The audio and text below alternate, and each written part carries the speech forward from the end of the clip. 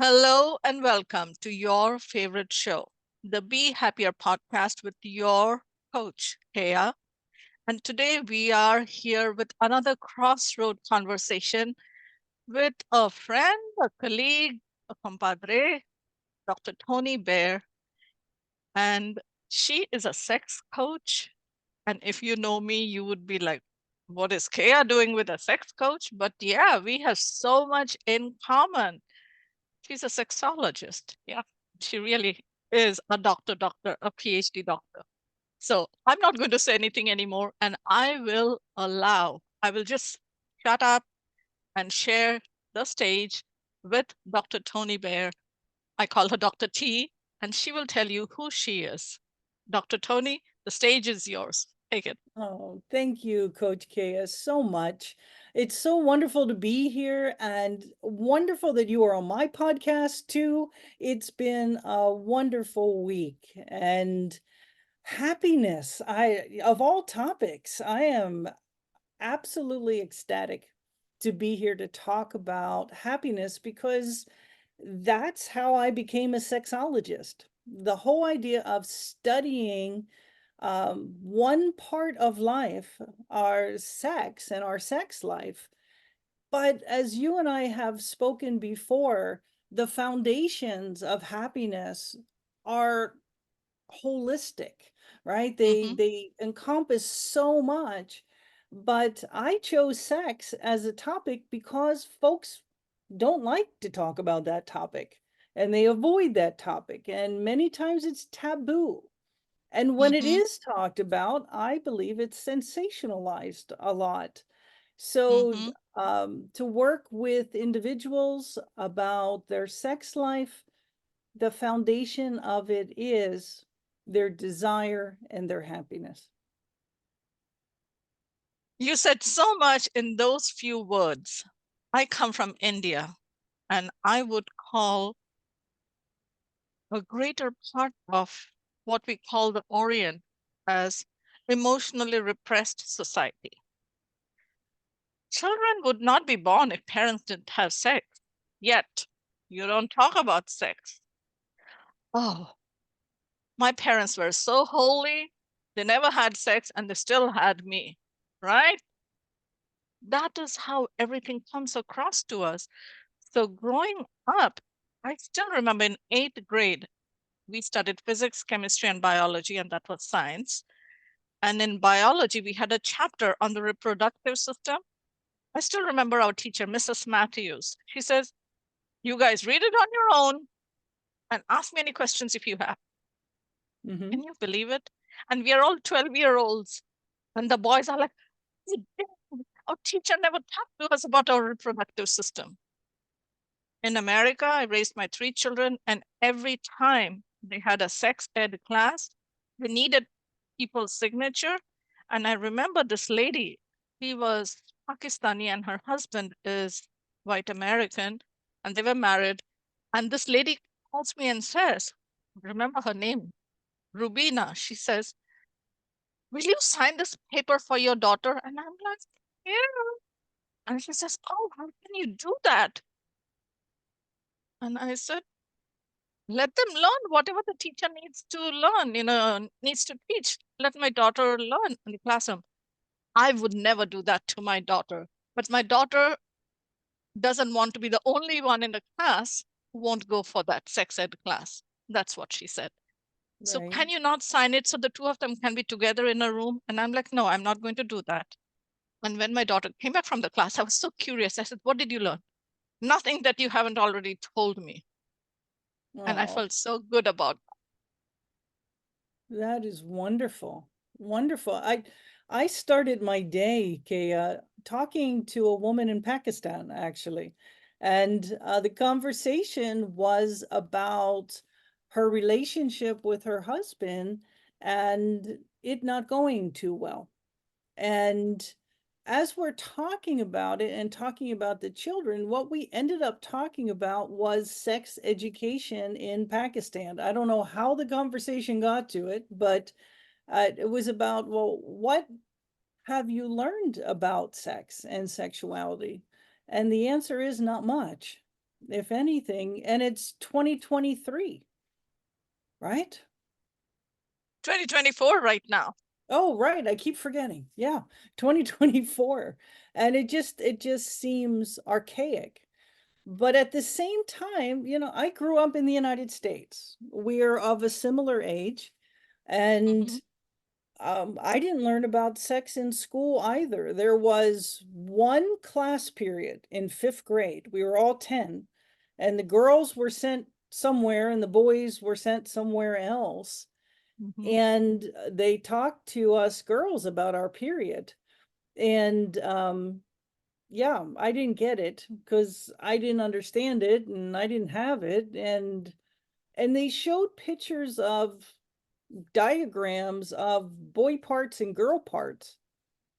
And I remember being 18 and a freshman in college, and one of the girls bringing a Playgirl magazine with a naked man to this room. We're all drinking and having fun. And they're looking through this magazine going, oh my God, he's so handsome. Oh my God, look at him. He's naked. And oh my God. And it was the first time I saw a naked man. And I looked at the picture and it didn't look anything like fifth grade. Like the diagram of the side of the male, yeah, I get it now, but at that time, kids can't conceptually think on that level, and Hmm. it did absolutely nothing to help Yes. me. And Hmm. sex education, it depends what state you are in the United States. Yes. Utah, when I was there in the 90s, was still teaching abstinence and nothing else. So Yes. you can imagine the need for sex education all over the world and even in the United States. That is so true. I have traveled the world, not all continents, not all countries, but I have met people from East Europe, West Europe, Iran, the Arabic nations, Korea, Japan, China, India, Taiwan, Thailand, all of everywhere. Like women at that time, okay, we were in our 30s. I have heard women say, or even in my 40s, or even my early 50s, where I heard women say, you have to do it for your husband. Mm, And I'm like, what? No, you don't have to do it for your husband. You have to do it because you want to do it. They right, make it a duty and obligation. And I'm right. like, I have heard men complain because in India we wear saris. All she does is lift up her sari. Mm, And I'm like, if that's all you're looking for, then that's all you're going to get. This is me in my 20s having this conversation when I worked as an engineer. right. But somehow people felt comfortable talking to me. And so they shared whatever they felt like sharing. And I would just give it back to them. And the conversation just stopped. And I'm not a sexologist. So take us through this process, Dr. Tony. How, when do people come to you? Do men and women come to you? Do only women? Do a certain kind of people come to you? Whatever it is. Hmm. How do people find you? How do you get them started? And who are the people who should be, because everyone is like fumbling in the dark, not knowing where to go. And there you are in a conversation with me, how to be happier, crossroad conversations. So take us through that process. Okay. Well, usually folks are either referred to me by a local doctor or therapist, or they're referred to me from a friend online, another coach. And third, folks see me online, whether it's TikTok, we're both TikTokers, Kea, Hmm. and but it could be Instagram, podcasts, etc. Hmm. And I do not work with men.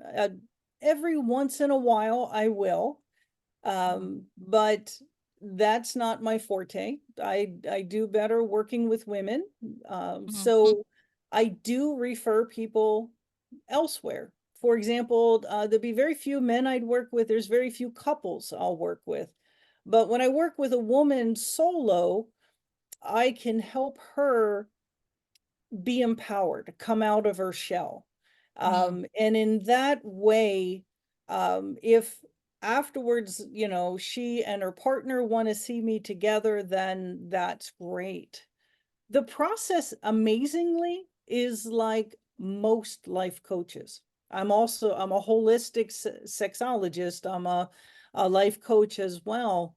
And we start with mindset. Whether you're teaching somebody business or you're teaching somebody about sex, Mm-hmm. what blocks do you have? What obstacles do you have to enjoying your sex life? And that is probably the longest part of what we do, is to find where those blocks are and work through them. And you know, in a couple weeks, in a couple months, you don't necessarily overcome something, but you No. start to shift and think a little differently and feel a little differently. And then next we talk about, and I give a series of exercises to ground yourself in your own body. I think your own physical body is the second step, and Mm-hmm. also learning about sexual identity, what it means. If you identify as heterosexual or homosexual or bisexual, all those terms, and how that Right. relates to gender identity, and that gender identity and sexual identity are two different things. So that Mm-hmm. second part is all about being okay with your own physicalness, because we've Mm-hmm. already gone into the mind, Mm-hmm. and also being okay with the choices you've made of how you're going to express your sexuality, or how Mm-hmm. you've been expressing your sexuality. And then we're ready to move into the third phase. First, I say we uncover. Second, we discover. And Mm-hmm. sometimes some knowledge is needed about sex and sexuality, sometimes not. And then the Mm-hmm. last phase is exploration. And people say, well, you're going to have sex with people? No, I'm not going to have sex with people. um, no, exploration is you exploring and trying different things with your husband or your boyfriend or whoever. And even if you're single, I'll still have you explore yourself and explore what you like. You can do so through literature, through movies, Mm-hmm. through, God, there's a bad word, masturbation, which is Mm-hmm. not a bad word. It's real, and it does exist, and it is a healthy thing. It So is. exploration is the last step. And here's a teacher word for you, my fellow teacher. It's a Mm-hmm. spiral curriculum. It never ends. Mm-hmm. Like, we Yeah. end seeing one another, sexologist, sexologist to client, when they want to leave. But in a spiral curriculum, it means once you've gone through the three phases, Mm-hmm. it's time to do them again. Because then Yes. it's like 201, right? Rather than course 101. Now we're looking at, okay, what kind of blocks do you have now? Let's talk about your mindset. And Yes. self-improvement is a lifelong process. So I'll go Mm-hmm. as far as somebody, a client wants me to go. We just keep going. Isn't that interesting that you said again, you packed it that into that beautiful section that you just shared. One of these things that I tell my clients is when people say, like, how long is your program? How long do we have to do this? I said, for as long as you want. And they said, and what does that mean? Sometimes I jokingly say, until you learn to walk on water on your own. Hmm. The day you learn to walk on water, you call me up and say, hey, Kay, I've started learning on water. And then I will be your client and you can teach me how to walk on water. It's Right. as simple as that. So it is a spiral because yes, it might seem like you're going in a circle, but you're always moving towards when you're working with someone.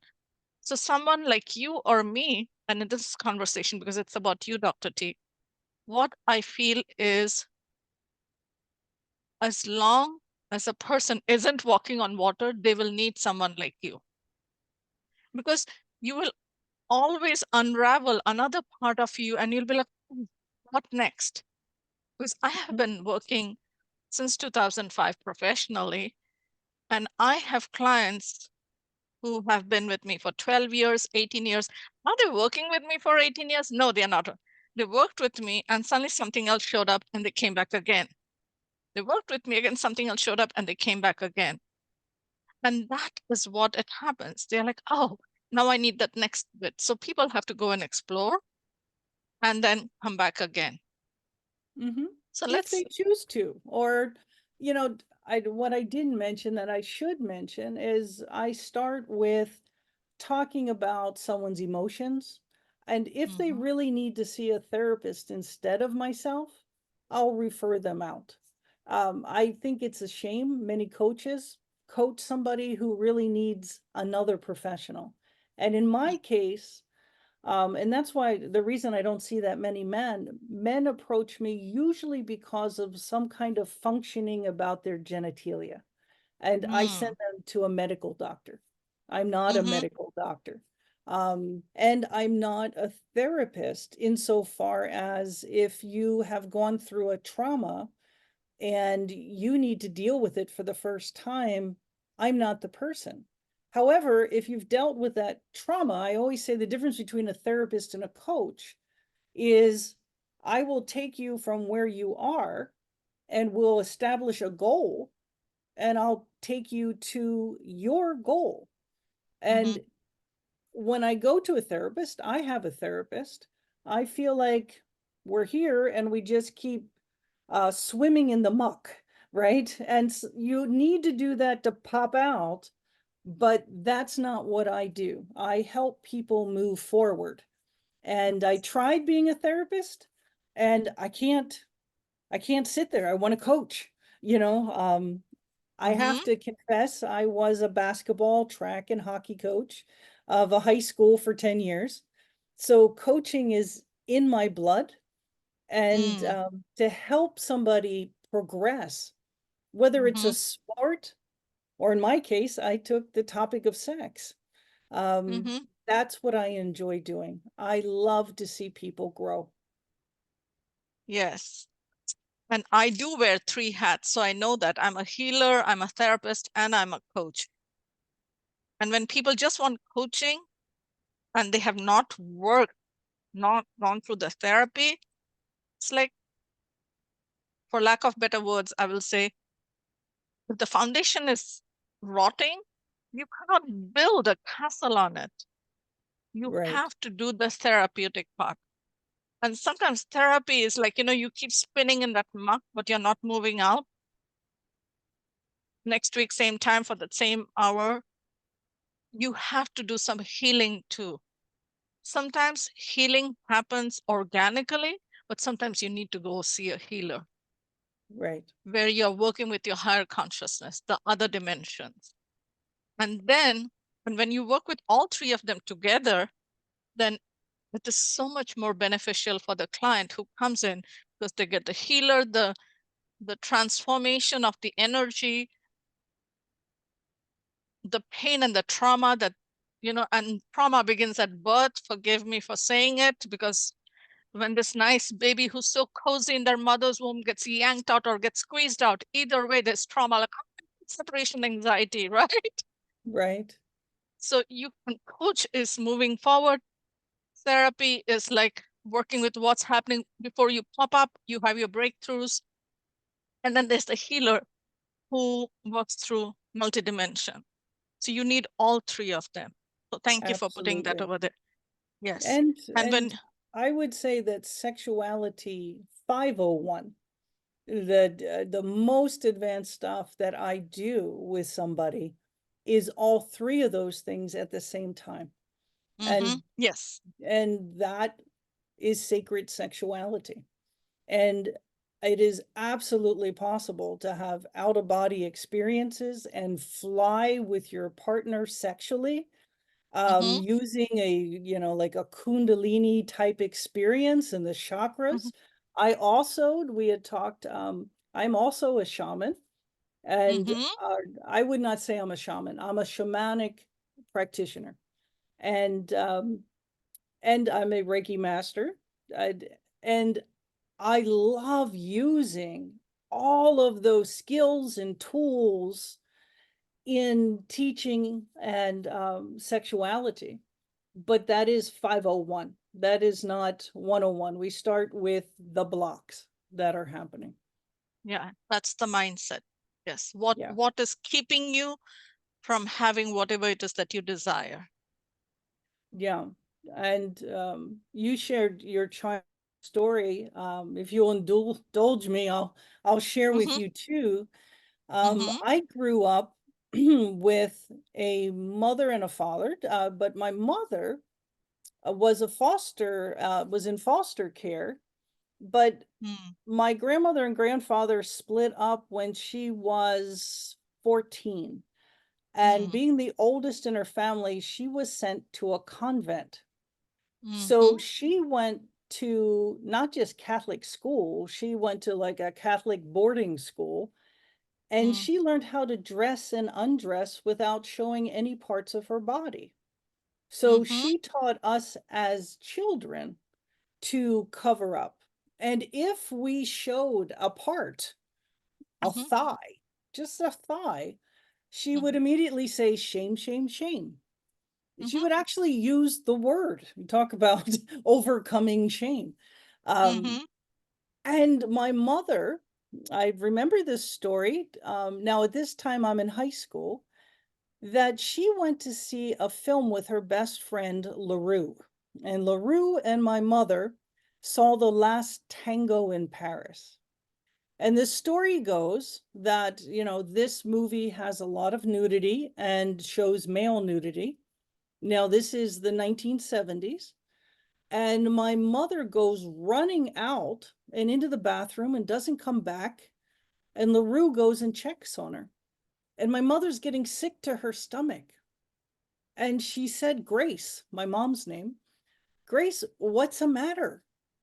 And my mother said about the male genitalia, that is disgusting. Now, mind you, my mother's in her 40s and she has 4 children at this time. And LaRue says, Grace, you have 4 children. Haven't you ever seen a man naked? And she said, no, the lights don't go on, right? So I was brought up, I can't blame the culture of the United States, but you talk about a repressed kind of growing up. I grew up in a very similar situation, well, a different situation, but with the Yeah. same kind of repercussions. It took me a long time to Mm-hmm. be more open with my sexuality, to try things. Um, and it wasn't until my 40s, more like 45, okay, Mm. 15 years ago, that I became comfortable with my sexuality. And Us. my motivation behind doing this full time, I've been a professor up to this point, Mm-hmm. where I did this part time for the last 20 years. But the reason I am doing this full time in my retirement instead of sitting in my rocking chair is I don't believe women should have to wait till they're 45 to be comfortable with who and what they are and how to express affection. This is so true, so true. It takes me back to stories when I did not know something called homosexuality existed because I never even heard the word. I was a preteen or barely teen, but I knew that there were boys who liked boys. There were girls who liked girls. I just did not know the word. Right? And then we went through life. And then these boys who liked boys, because in India we have arranged marriages who are as old as I am right now, they married women and they had kids. Mm. And I am the only one who knew at that time, because this was the early 20s that I was, or mid 20s. And I was like, why are they doing this? And by now I knew about, but I'm like, they have to do it for the family, they have to do it for everything. And, because they were my friends, their wives became my friends, and I became their confidante. And they would tell me, "Look, I don't know what's up with my husband." And I'm like, that's my friend. I can't talk about it. Mm, What am I supposed to do, right? right? I'm not your therapist. I'm not your coach. I'm a software developer. Mm, What to do? But that pain of going through it, that mm, even today they are in those relationships. And then later on, uh, in the early years of this millennium, when I used to hear, like being in California, I'd be like, oh my God, the trauma of those kids when the dad came out and he said he was gay. And I was like, what is he supposed to do? mm, Like, it's not his fault. At least now he's owning himself. And this is such a huge conversation, and we can go on and on. But my heart goes out to people, whether you're a heterosexual, you're a homosexual, even bisexuals. I didn't know something like bisexual existed until I met a bisexual who was equally comfortable in both. And it took me a day to sit with it. And then I'm like, oh, why not? And suddenly it was like so normal and natural. But until that day, I was like, oh, you're just floating around. You're just messing up. You're just going for money. This is 2005 mm, and me talking, right? right? 19 years later, and I'm like, no, this is the real thing. They are not faking it. But because I had the compassion in me and I sat with it, because I know that people have no reason to lie. At least to me, no one has a reason to lie to me, because I have nothing to gain or nothing to lose. I was like, oh, these are such huge conversations people should have. And in those sex ed classes in the fifth grade, children should be like, you don't have to do it in fifth grade. You can do it in sixth or seventh or eighth, but this should be part of the education that happens in classrooms. So people can really not have to be shamed, because in India also we had the shame. Right. And so the work I do, I tell people, I teach you how to live without blame, shame, and guilt. And they're like, oh, how can you do that? But that's what I do. In a way, that's what you are helping people with. So tell us a little bit about that, because I know you gave us those 3 phases, but when should someone really go pick up the phone and call you or book initial consultation with you?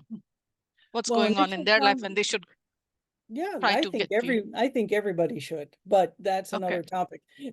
Because the idea is like, yes, you could go see a coach or a therapist or a doctor if something's wrong that you need to fix. And you should absolutely see somebody when your life is out of control or you're overwhelmed or you're lonely, you feel helpless. I mean, all of those things, you should see somebody, right? Mhm, And it could be a specialist such as myself in sexuality. If that's what you target, it's your relationship that's causing you angst, you would mhm, absolutely pick up, well, you wouldn't pick up the phone and call me. You would write an email, right? Or click my mhm, website or something like that. But I believe I have a coach. I have 2 or 3 coaches. mhm, I believe that anybody who wants to progress in life to the next stage of learning, you can learn by yourself. And I do. However, I learn more, faster, and in more depth with someone else who's a specialist in that area. mhm, When I was diagnosed with diabetes, I went to a doctor and learned what I needed to do, who sent me to a nutritionist, who sent me to, so if you have a problem for sure, but I'm still working on my nutrition and fitness. And it's to be healthier, to be better, to live life in a more enjoyable way. I don't want to be, I have arthritis all through my body. And Mm, I know that if I don't move, I'm going to be, really stiff and not mobile. And I want to live life. I want to walk on the hiking trails of nature, and I want to experience national parks and the things, the symphony, the things that I love. mhm, And sex, sexuality, romance are all part of a special relationship that we have with one or more special people, depending yes. on what type of lifestyle you live. Mhm, And to improve, to mhm, have more intimacy, mhm. greater confidence, experiencing more passion and happiness. Because I can't imagine living a life where I'm only 50% happy with my spouse, right? I don't want to be 50% happy or sad. I want to be striving for 100%, even though I'll never get there, right? Mm. It's a life of personal development and empowerment. And you and I, Kea, I think we have the same kind of passion to empower people and encourage love and connection of all people all around, and nature all around the world, all living beings. So I'll definitely say to our listener here, if you want to give yourself the chance of experiencing love to its fullest, or to maybe fullest will be too much for you right now, but better than what you have right now going on for you, yes, the link will be in the show notes. If you're watching this on YouTube, it will be in the description. Go click on the link and book your initial consultation with Dr. Toni Bear.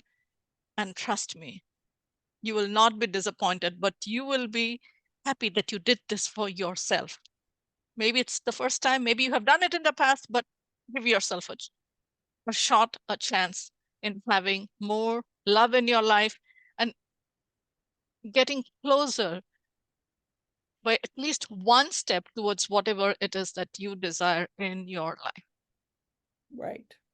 And if you want to know about crazy sex and hanging from the chandeliers, we can talk about that too, because Hey, that's oh, one of my favorite topics as well. So, okay. when you see a sexologist, it doesn't have to be about a problem. It could be fantasies you have in your head and things you want to try that you've never tried. And you don't have to be embarrassed. There is nothing that I probably haven't heard or done in the past. And I will say something to that as a hypnotherapist, because if you don't do it during your waking hours, you will toss and turn in your bed in your sleep over that, because your subconscious is relentless and it will not let you go. So if you want to have a restful sleep, please hook up and contact Dr. Toni Bear. Thank you, Coach Kea. It has been wonderful being here, and I love that you use the word hook up, right? Mhm. For a sexologist. Why not? So with your permission, Dr. Toni, if I can pivot Hmm. and ask you to share a little bit about, or a lot of, about our retreat that we are offering in Costa Yeah, Rica. I am more than ecstatic that we are teaming up for the very first time. Hmm. And why not in Costa Rica, right? I Yes, have lovely. facilitated retreats and different kinds of retreats in Costa Rica. It's one of my favorite places in the world. Because if you, a place like Costa Rica, the nature and the feeling that one gets in that country is just recharging. So you and Mm, I are going to team together to host the ReAwakening Retreat, where we recover, we refresh, and we get a chance to connect with new people. Now, this retreat is only for women, and there's only 10 spots, and you can see 2 of them are taken. Here we are. And I would say there's less than 8 left. There's about 6 spots left, and we would love if you would join us. You have an opportunity here not only to do what we normally do, which is go on excursions. We have local chefs, we have our own personal chefs, our own personal driver, butler service to help you with your wash or anything that you need. You are truly pampered during this retreat. And a lot of us, well, have children, have responsibilities, take care of our elder parents, and to have a break and to go and work on oneself for a week with the 2 of us is going to be life-changing. I have never had anybody come back and say that didn't happen, that it was truly a reawakening. Keo, what are you going to do when you work with individuals there in Costa Rica during our retreat?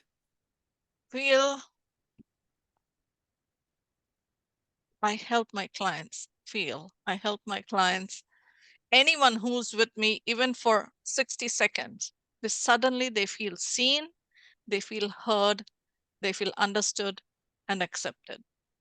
And most people on the planet, they crave 2 things the most. One is to feel they are good enough and to feel they are loved. And I'm yet to meet a person who, after spending some time with me, did not feel that they were understood, they were enough, or they did not feel loved. So that is what I bring over there, to help you connect with who you are, period. Oh, beautiful. Yeah, and I'm not the opposite. I do the same thing. However, I'm the party host. You know, I'm the one that has arranged for the excursions and I pick the menu ahead of time. And, you know, I think it's part of my Italian heritage. The idea of feeding people and having a festive good time. We each will teach workshops during that week. We will encourage you to journal, but I also am an artist. So I'm going to bring canvases and paint, and I'm going to teach you an intuitive, intuitive process. It's called intuitive art, where we paint 3 times during the week with acrylic paints. Doesn't have to be a masterpiece piece in the Louvre. It is just an expression visually as opposed to writing in a journal. And you can bring your paintings home. So we're going to paint, we're going to write, we're going to workshop, and you have a time to pull either one of us aside to ask questions. And we're there for you for a whole week. And if I may say that if somebody likes to wake up in the morning, there'll be time to do yoga and meditation. And if you don't like to wake up in the morning and you're a night owl, there will be sunset yoga and meditation, because that is my passion. Meditation is my passion. And I'll take you through those. I'm a certified yoga teacher. And the workshop, if at all we want to call it a workshop, the time that we will be sitting in a group setting together, I will take you through the process of Ho'oponopono, which means to make things right again, because they were right before you were conceived and before you were delivered, before you were born in flesh and blood and the umbilical cord was snapped off from your mom's. So you get to learn and literally embody, not just learn in your head and feel it in your heart, but really embody a sense of freedom. And that comes through forgiveness of yourself for having held on to the pain for so long, any form of pain, any form of trauma that you're not consciously aware of, because you have to function throughout the day. And you can't be thinking of your pain all the time. We don't. But when we go to rest, when we go to bed at night, our unconscious mind plays it out, and we have venting dreams. And that's why people say, oh, I had this early morning dream and I didn't know what was going on. And I'm not in school today. My client was saying, I'm not in school, but I keep having these repeating dreams when I have missed the semester. Talk about symbolism. Yes, Right. you learn to free yourself from all of that. Because I hold the space and take you through this. It's a meditation, it is a ritual, and you get to go through this. Uh, That's what you also get. Beautiful, beautiful. And if you feel like, okay, yoga, touching your toes, doing things like that, it's not your thing. Well, know that one, I love doing it, but I'm not very flexible. And I'm having a big operation this week. So this is June 2nd through the 9th, I believe are the dates. Mm-hmm. And I will be there, but I won't be, my stomach muscles won't be that strong. So I will truly be Toni Bear. I'll be like a little bear cub rolling around trying to do the things, and you can absolutely laugh at me. But it's don't feel inhibited by not being able to, or feeling like, well, I'm not a yoga person. I don't have the yoga outfit. It's not about the outfit. It's not about your flexibility. It's about going through the process and being one with yourself. So if I may say, so thank you for that. And all the Mhm. hugs to you for being the Toni Bear, and all the blessings for your surgery. You'll come out stronger on the other side. So you have me Absolutely. on your team, T. But this is what is about yoga, because yoga is an eightfold path. And only one of them is asana, which is about your body posture. There's 7 other things in yoga, and I will briefly introduce them to you so you know what yoga is. And yoga is, the word yoga is English. In Hindi or Sanskrit, it is not yoga, it is yoga, which means to unite. In Greek, we have the word yoke, which means to bring together, the yoke over the ox, something that brings the Mhm. ox together. So yoke, similar, and it means to unite the body and the mind. You just come together. Because any time you sit to meditate, you sit on that cushion, you have billions of bits floating all over the universe. And you just learned to return to yourself, returning home to yourself, your breath in your body. That's the only aim of yoga, is to bring you to that place. And you don't need your hands, you don't need your legs to do yoga, because it's just spinal exercises. And that is why you can sit on a chair and do your yoga, because all you're doing is aligning your sushumna, or your central nervous system, this force, this force field that just goes through your spinal column. You just bring them together, not this way. It's, so your reactive side and your creative side both get aligned. So your thoughts get aligned with your feelings. Because normally we talk about people who are thinkers and we talk about people who are feelers. It's not that feelers don't think, and it's not that thinkers don't feel. We do both, but we have this identification, this preference. And when you ask thinkers, so what do you feel? Let me think about it. You ask feelers, what are you thinking? Oh, I don't know. Let me tell you what I'm feeling. It's because there's this mismatch in this modern society. But when you bring them all together, your thoughts get aligned with your feelings. And guess what happens? Thoughts, feelings, your heart, and then there's your chi center, which is your solar plexus. You drop into your know zone. So what you think is aligned with your feelings is aligned with what you know. And 3 dots, when in line, they are aligned, and you Mhm. start to flow. And that is what it is. So you can sit on a chair and do yoga. You can lie down and do yoga, because all you need is your spinal column. Your hands, your feet, your limbs, all of that is accoutrement. That's Yeah. all yoga is. I just, I mention it because so many people are afraid to go to a yoga class because they can't keep up with everyone else or they can't bend the way everyone else is. And, next thing you know, you're trying to do things that your body has never done or is not that flexible.